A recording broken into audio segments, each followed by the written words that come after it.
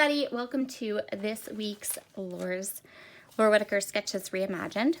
This is the layout, the sketch we're going to be working with today, and we are going to alter it quite a bit. So the first thing we're going to do is we're going to spin it, and then we're going to shrink it in to create an 8.5 by 11 layout. I'm also using 3 photos instead of 1. So that will make it a little bit of a different orientation as well. I'm going to be using Vicki Boutin's Storyteller collection. And yeah, let's get started and see where we go with this. So I'm going to go ahead and start this page. I picked my paper and the elements I wanted to use. I decided I'm going to be brave and go for a background paper. I've been playing with this idea of adding more pattern papers to my backgrounds the last couple of videos, the last couple of weeks in my craft room. So I'm just going to continue that trend. I'm going to use this purple as a matte, and then I'm going to use this pretty daisy paper as my background. I thought that would work well because the daisies, while patterned and pretty, they're not super bold or bright. And you guys know I'm not a huge fan of big and bold and bright, but I am trying to kind of incorporate a little more pattern into my designs. Not specifically for any reason necessarily, just something new, something fun to kind of play with and focus on. So I'm giving this daisy pattern a nice border of Vintage Photo Distress Oxide ink. And then I'm going to go ahead and use this tearaway tape from Spiegel Mom Scraps to add a tape, two-sided border around my layout so I can center it correctly. So this is how I center my matted pages, framed pages, whatever you want to call it. I put the tearaway tape around the edges. I put a little bit of adhesive in the middle. My adhesive is very forgiving, so then I can move this around every which way until I have it perfectly straight. And then I just have to push down a good bit in the middle and I will have it centered. Once I have it centered, remember I have a crooked eye, I am going to pull off the tearaway tape and adhere it down. I have been absolutely loving this tearaway tape from Spiegel Mom Scraps. As you know, she just started stocking a lot of adhesives, and I've been playing with them. And Jody's actually been sending me some of the other kinds of adhesives that her manufacturer can make, and I've been kind of playing with those too, just to test them out and see what we think of them. But I love the tearaway tape. She has that in her shop now, and you can get 3 rolls in different sizes. So I'm going to go ahead and start by deciding how I want these strips to go. So you can see I have my sketch printed, and I just flipped it around so I could use it as a guide. Because I already know that I am going to alter this sketch quite a bit, but there are some elements I want to make sure that I get right. So I'm going to go ahead and start by matting my 3 photos on this pattern paper. Photos were printed at Persnickety Prints. I had them printed as 3 by 3 photos with a white border. And these are the press prints, so they're really nice and thick. I really do like them quite a bit. And this is a great way to get your photos printed so that you can create an 8.5 by 11 layout and still include quite a few photos. I have 3 on this layout. That's kind of my trick for adding lots of pictures to a page. Now, I developed these 2 years ago, so I didn't know how I was going to use them when I had them developed and printed. I just kind of kept them hanging around and stored, and then when the perfect layout sketch product comes along, that's when I scrapbook them. So this just kind of worked really well. The colors worked really well with this collection. This is a photo of, it's 3 selfies of me with my niece and nephew, and they were totally like posing for the camera and sticking their tongues out and giving me bunny ears and all that kind of stuff.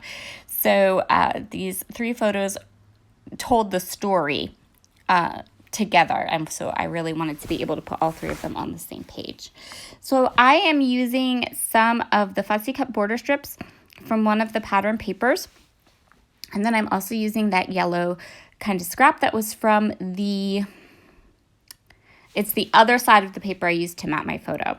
Now I'm just trimming these down so that they will fit within my canvas here. And I'm not measuring, I'm just kind of eyeballing it. So I'm going to go ahead.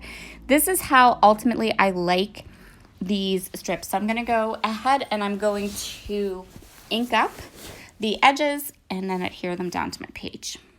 Once I have these borders down, I'm going to go ahead and create some embellishment clusters.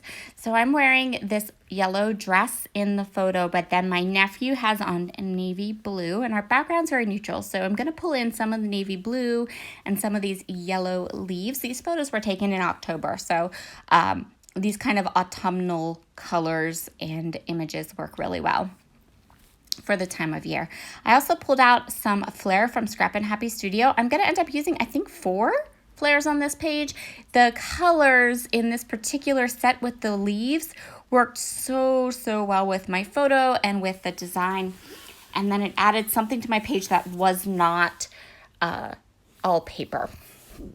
So I'm going to go ahead and I have this fussy cut tag I'm going to use, some of the fussy cut leaves and flowers, and I'm going to go ahead and put together some embellishment clusters. Now, if you are a 12 by 12 scrapbooker, you can totally stretch this sketch and stretch this layout out to still create a 12 by 12 layout that has 3 photos on it.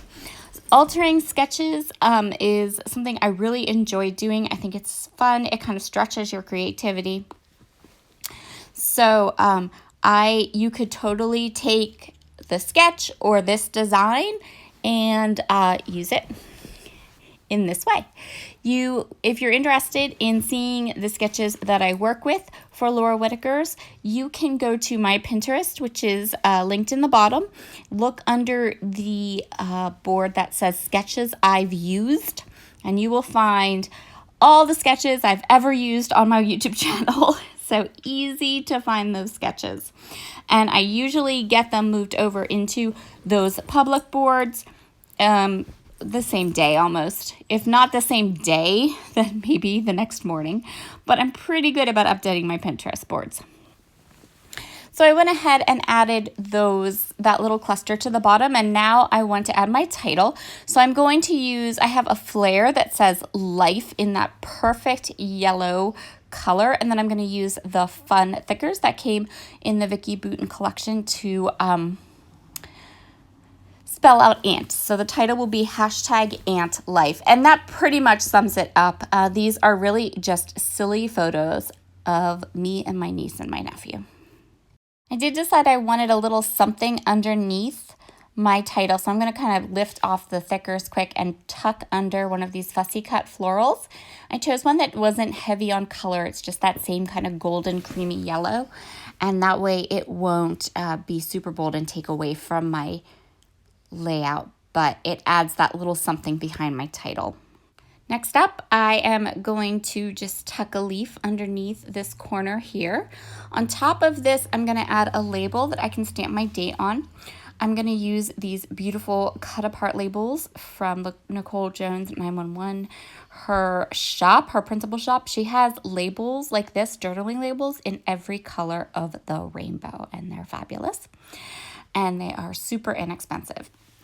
So if you are like me and you like to have a dedicated spot for a little bit of journaling or a date stamp, that is a really phenomenal budget-friendly way to grab some labels that have some lines on them.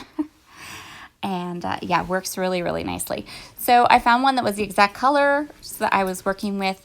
I'm going to go ahead and put them at the bottom of my photo here. And then I'm going to add another Scrap and Happy Studio flare down to the bottom and stamp my date stamp. And then I'm just going to trim this down and call this layout finished. I'm just trimming off the excess little bits and bobs that were sticking out. And then I did add a staple to the end of my tag, just because when I want to take the photos, I'm like, we need a staple. All right, you guys, have a wonderful, wonderful day. I will talk to you all again soon, possibly tomorrow. Bye.